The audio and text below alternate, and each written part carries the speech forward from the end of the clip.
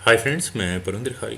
Friends, सबसे पहले तो आप सभी लोगों को बताइए, हमारा ये चेस ग्रुप परिवार 50,000 सदस्यों का हो चुका है।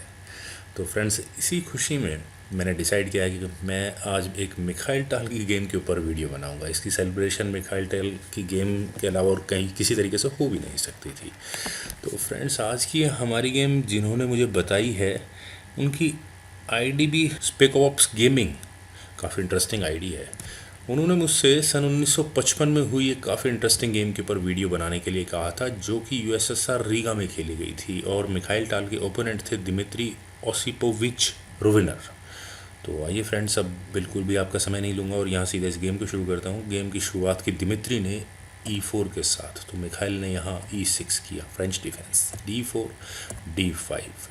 तो वाइट ने यहाँ किया night D2, night F6, then E5। अपने उसी पॉन को एडवांस कर दिया है, तो नाइट को बचना होगा, नाइट गया वापस D7 स्क्वायर पर। Bishop D3, then C5, C3, तो नाइट C6 स्क्वायर पर, नाइट E2, तो क्वीन B6, नाइट F3, सी टेक्स D4, सी टेक्स D4, देन F6।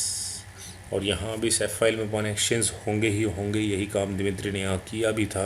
ई takes F6, knight takes F6, और इसके बाद वाइट ने यहाँ कैसल किया, बिशप D6, नाइट C3।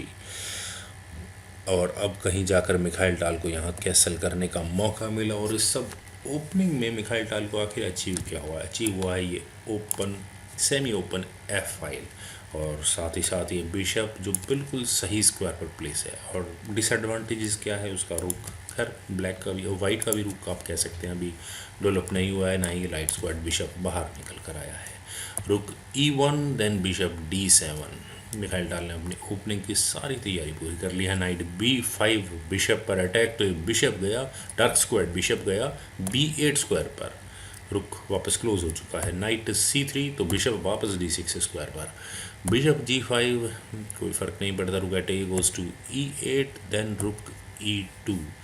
और ब्लैक की मेरी नज़र में ऑलमोस्ट दोनों ही खिलाड़ियों की ओपनिंग पूरी हो चुकी है। Night G4। और फ्रेंड्स, आखिर ये मिखाइल टाल ने क्या चला है यहाँ? इस H2 पॉन पर कौन सा अटैक बनता है? फिलहाल ये नाइट यहाँ इसका डिफेंस करने के लिए बैठा है, आप कितना भी एक स्ट्रॉन्ग अटैक लगा लें। तो वैसे यहाँ अब वाइट एक काम कर सकता है। आप अगर यहाँ देखेंगे कि ये बिशप अनडिफेंडेड है, तो वाइट यहाँ अपने बिशप को B5 स्क्वायर पर ले जाने के ऑप्शन को कंसिडर कर सकता है, और ऐसा कोई बहुत ज़्यादा बड़ा फ़ायदा नुकसान मुझे नज़र नहीं आता। लेकिन मिखाइल टाल की कैलकुलेशन ही कुछ अजीबोगरीब होती हैं। दिमित्री ने यहाँ किया था H3, और H3 करने के बाद यहाँ मिखाइल ने किया रुक टेक्स F3, अपने रुक को नाइट के बदले में दे दिया। क्यों? जी टेक्स F3 होने के बाद नाइट H2, और यहाँ ये नाइट H2 स्क्वायर पर करने क्या गया है? हाँ, कह सकते हैं F3 पॉन अनडिफेंडेड है, और इसका डिफेंस करने के लिए रुक, अटैक बनाने के लिए रुक काफ़ी जल्दी यहाँ आ भी सकता है। और साथ ही साथ आप देखेंगे तो ये D4 पॉन भी अनडिफेंडेड है। लेकिन अगर यहाँ ये नाइट D4 पॉन को लेता है, तो वाइट के पास भी ऑप्शन होगी अपने बिशप से डिस्कवर्ड चेक देकर इस नाइट को वापस लेने की। और ये मैं यहाँ क्यों कह रहा हूँ? क्योंकि वाइट यहाँ रुक को D2 स्क्वायर पर ले जाए, और यहाँ इस D4 पॉन की डिफेंस, चलो क्वीन भी है तो D4 पॉन की डिफेंस काफ़ी स्ट्रांग हो जाती है, और यही मूव कंसिडर करना चाहिए था। लेकिन दिमित्री ने यहाँ ऐसा कुछ नहीं किया। चलिए एक बार इस लाइन से इस गेम को आगे बढ़ाकर देखते हैं। यहाँ आखिर अगर किसी तरह से ये नाइट इस F3 पॉन को स्क्वायर को जीत जाए, तो यहाँ चेक के बाद बिशप पर भी अटैक बनेगा, रुक पर भी अटैक बनेगा। लेकिन क्वीन ने इसका पॉन का डिफेंस करने के लिए तो रुक आ सकता है। चलिए गेम को बढ़ाकर देखते हैं। नाइट टेक्स D4, अगर मान लो यहाँ वाइट ब्लैक करे भी, तो बिशप E2, चलो एक बार को हो गया, और नाइट पर अटैक बना, तो knight takes E2 check, then queen takes E2।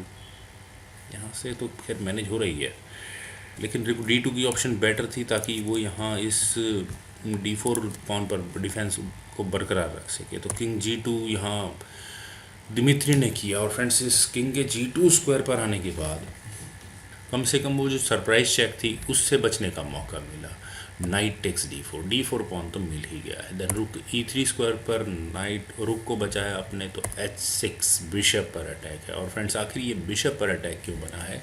Bishop पर अटैक यहाँ इसलिए बना है कि ब्लैक की स्ट्रेटजी अब आने वाले समय में होगी अपने इस डार्क स्क्वायर बिशप को F4 स्क्वायर पर लाकर इधर इस रुख पर अटैक बनाने की। तो even as per chess engine यहाँ वाइट के लिए बेस्ट मूव कंसिडर किया गया है F4, और अपने इस F4 मूव के बाद बिशप को यहीं इसी स्क्वायर पर रखने के लिए बोला है। तो knight at H goes to F3, यहाँ पहले आप कह सकते हैं कि ब्लैक को करना ही होगा। बिशप टेक्स H6 कर लिया, चलो G takes F6, then rook takes F3, knight takes F3, queen takes F3।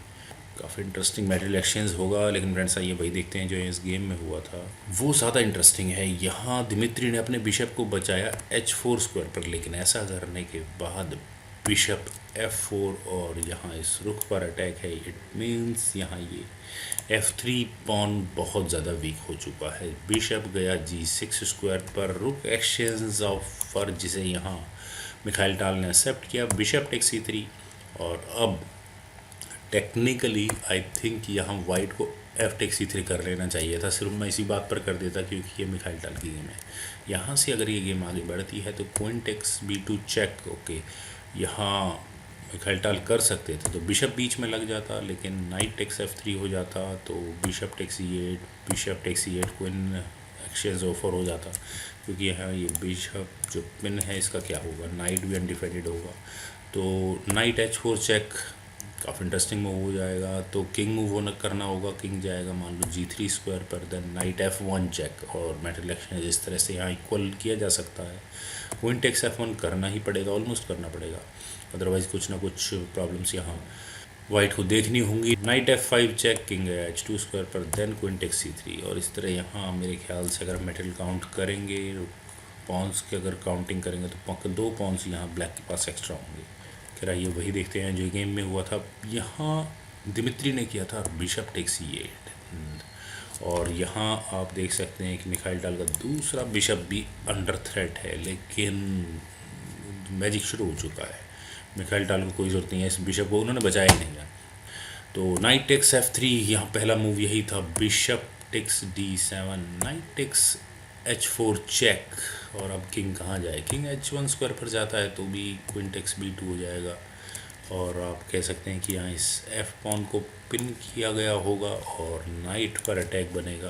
तो क्वीन F1 से डिफेंस चलो कर भी लिया, तो bishop takes F1, queen C1 square पर इस नाइट के डिफेंस के लिए। खैर यहाँ दिमित्री ने अपने किंग को F1 स्क्वायर पर प्लेस किया, देन क्वीन टेक्स B2, और यहाँ इस मूव के बाद दिमित्री रवनर ने रिज़ाइन कर दिया, क्योंकि फ्रेंड्स यहाँ सबसे पहले तो चेकमेट की थ्रेट है और नाइट पर भी अटैक है, और अगर ये यहाँ पॉन से बिशप लिया भी जाए तो भी आप देख सकते हैं कि चेकमेट होने में बहुत ज़्यादा देर नहीं लगेगी।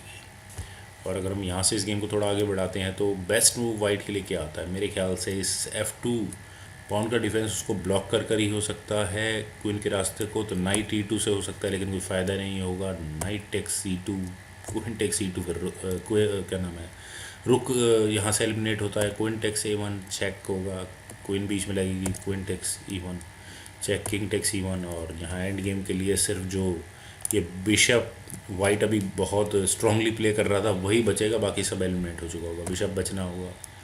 फिर फ्रेंड्स मैंने यहाँ कई तरीक़ों से इस पॉइंट पर कैलकुलेशन करने की कोशिश की, मुझे कोई भी ऐसा तरीका नहीं मिला जहाँ ये गेम बचती हो। तो फ्रेंड्स मुझे पूरी उम्मीद है कि आपको ये वीडियो ज़रूर पसंद आई होगी, तो आप लोग इस वीडियो को लाइक करें, शेयर करें, और मेरे इस यूट्यूब चैनल चेस गुरु को अगर आपने अभी तक सब्सक्राइब नहीं किया है तो प्लीज़ सब्सक्राइब ज़रूर करें। आपके कमेंट्स का मुझे बेहद इंतजार रहेगा। Thank you for watching and bye for now.